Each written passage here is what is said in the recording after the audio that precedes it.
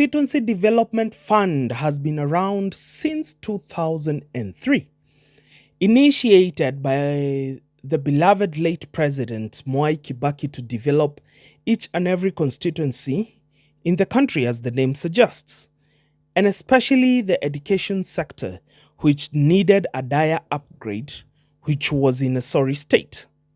So he brought about the idea of a development fund that would reach to the very grassroots where Mwananchi resides. He brought the CDF.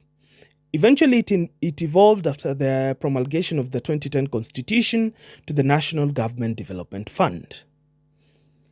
In some areas and many areas per se, where members of parliament perform exceptionally well and who understand the assignment that the Mwananchi who elected them gave to them, it has done wonders. It has transformed lives.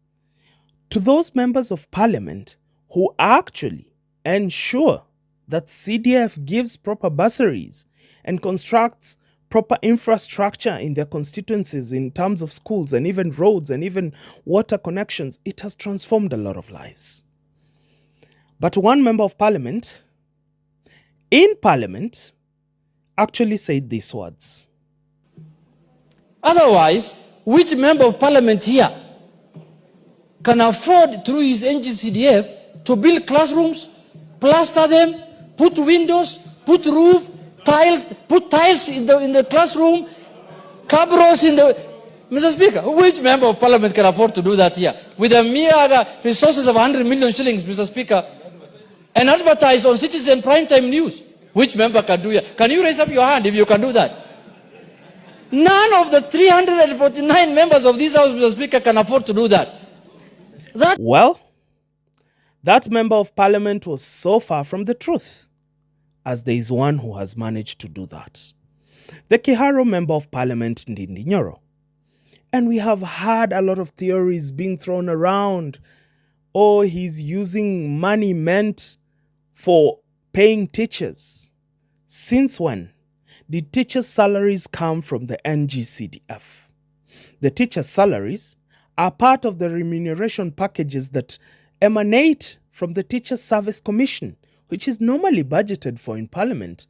And it's sad that a former MP and now a sitting senator and a majority leader in the Senate, considered to be the upper house, can utter those words, such careless words, which are untrue, which are unfounded, and which are unfactual, because teachers' salaries are drawn from the Teachers' Service Commission remuneration kitty.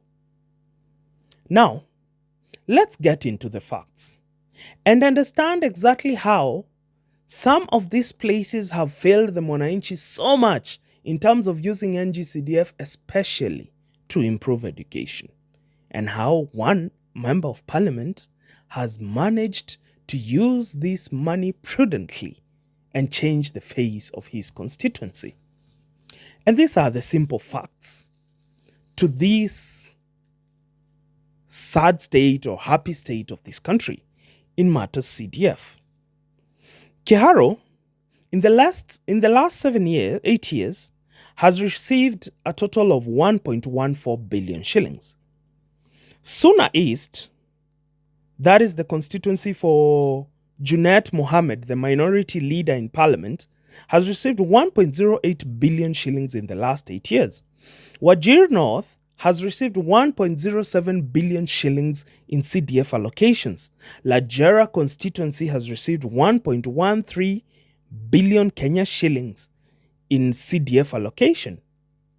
Alego is Usonga, where the current chairman of the Budget and Appropriations Committee comes from, who actually told us that Ndindi Nyoro had to be removed because he was using his position as chair of the Budget Committee to actually renovate schools with money meant for other constituencies, has so far in the last 8 years of that member of parliament's term received 1.14 billion shillings. And to understand whether this money has been prudently used, we will cover some facts on how these specific constituencies have spent their of a 1 billion shillings CDF allocation.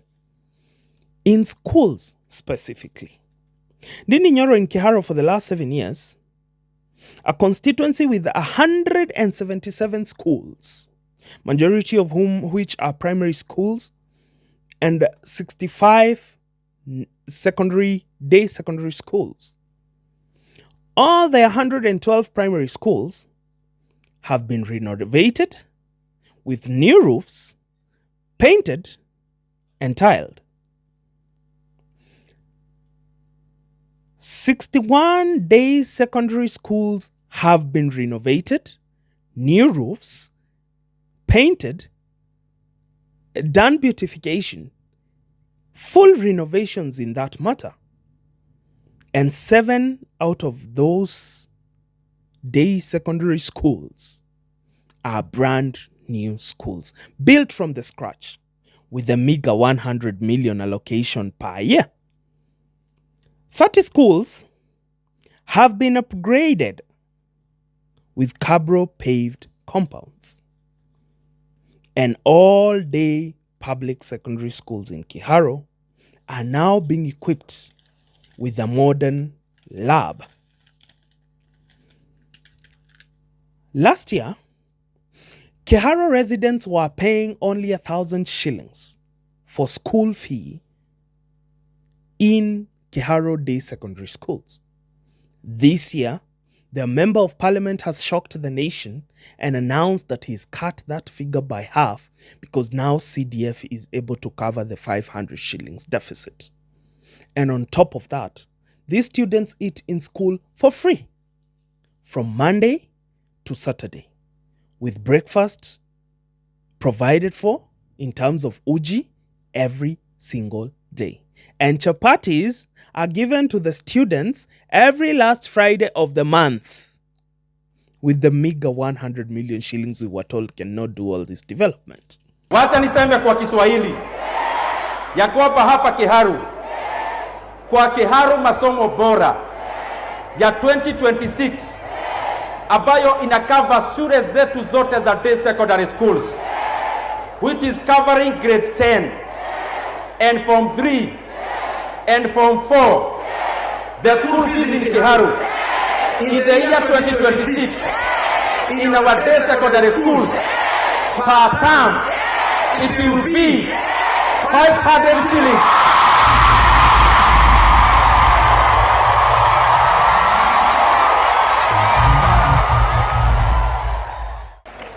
And the learners will take lunch in school from Monday to Saturday. Na sio githeri kila siku. Tuna mix kamchele na kagitheri kidogo wasisahau.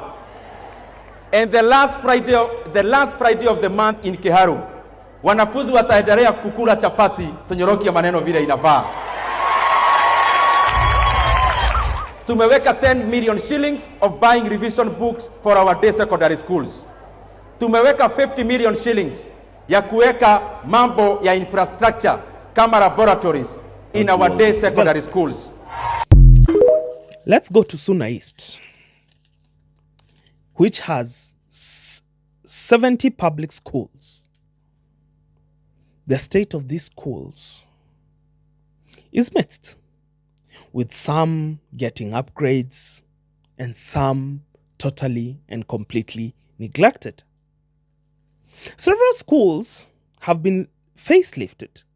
The exact number is not provided here, with some additional classrooms. Many of the schools in Suna East are dilapidated, neglected, and completely run down. Majority of the schools do not even have decent floors. By the time that kid is coming from school, they are full of dust because that class is full of dust. It is even a health hazard. For example, Kwa Primary School is in actually a sorry state from Suna East constituency. Although some work has been done, with 4,133 learning devices distributed across 70 schools for digital literacy. That's the much I could gather in terms of development in Suna East, with a meager 100 million shillings assigned to that member of parliament.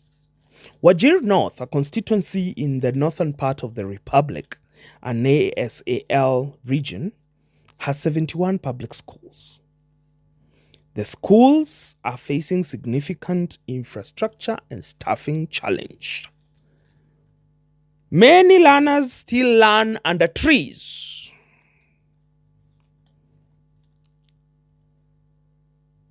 Many learners do not have access to clean toilets, and the learner to toilet ratio exceeds the recommended ratio by the ministry.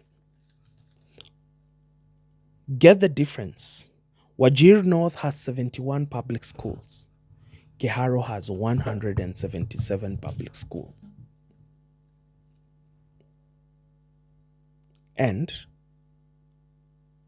Dindi Nyoro has actually managed to make this work. Has actually managed to renovate all his schools. Has actually managed to beautify majority of those schools. How? With more schools.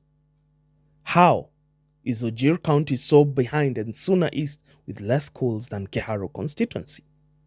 And that is the big question we must ask ourselves. Lajera constituency, which has received 1.13 billion shillings in CDF allocations the last 8 years. This one does not even have sufficient data you can get on the school infrastructure of that area. Majority of the schools are in a very sorry state. And it has at least 3 major public secondary schools.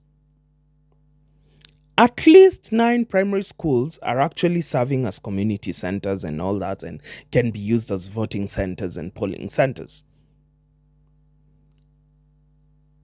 Ngcdf funds, where the funds have been used and utilized, they have prioritized new administration blocks and some classrooms. For the last 8 years, where Samuel Atandi has been a member of parliament, the man who told us that Dindi Nyoro was having another source of income and was stealing money meant for other constituencies, yet the allocation is seen to be the same, has 160 public primary schools and 50 secondary schools. This has the same range and the same scale of number of schools in this constituency compared to Keharo. There is actually no official percentage of schools in good state in this particular constituency, despite a so far allocation for the last 8 years of 1.13 billion shillings. So far, 36 primary schools have at least been renovated to an extent with some new classrooms and a few new blocks. Some schools face actual infrastructural challenge. Example is Urim Secondary School. Those are just some of the facts as to how the Constituency Development Fund has so far been used in the last 8 years in a sample of the constituencies. Some other constituencies, if you dig deeper, others in Tharaka Nithi, others in Mbeere North, where we had a very heated by-election, you will find even mad classrooms. While in Keharo, by utilizing the available funds and resources, all schools have been renovated, 177 schools.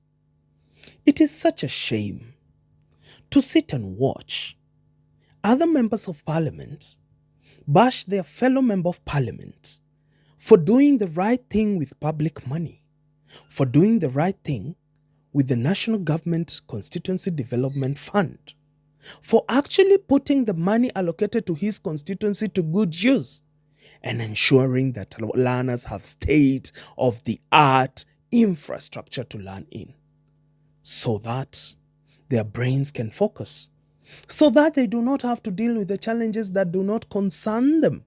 in matters of implementation. In 8 years, one member of parliament has managed to change the face of education in his constituency with a meager allocation of 1.13 billion for the last 8 years. If you put that money into good use, it will do wonders. If you put it into good use without the normal looting, it will change the infrastructure of the education sector in any constituency, given any number of public institutions. We have new members of parliament who've not even been in parliament for more than 3 years, like Peter Salassi of Mumias East, who has done a whole new Kenya Medical Training College institution in his constituency, which is actually in the list of enrollment this year. These are members of parliament who actually know exactly how resources are supposed to be spent to help Mwananchi. The fund in itself is called a Constituency Development Fund, ring-fenced to actually ensure that development goes and gets to the most common Mwananchi down in the ground, where we reside, where our parents reside, where our grandparents reside, down there mpaka Ushago, ensuring that that development gets there by any means necessary. That is now boosted by the county government allocation funds and all that. How they have spectacularly failed, majority of them, is a case study. But it is not a strange phenomenon in our country, because they are used to looting, they are used to stealing, and they're used to proliferating public funds and emptying public coffers for their own benefit. Shame on those members of parliament who are actually castigating Ndindi Nyoro for doing the exact work that his people elected and re-elected him to do. Pull up your socks and do your duty and change your constituencies. That is my unfiltered insight.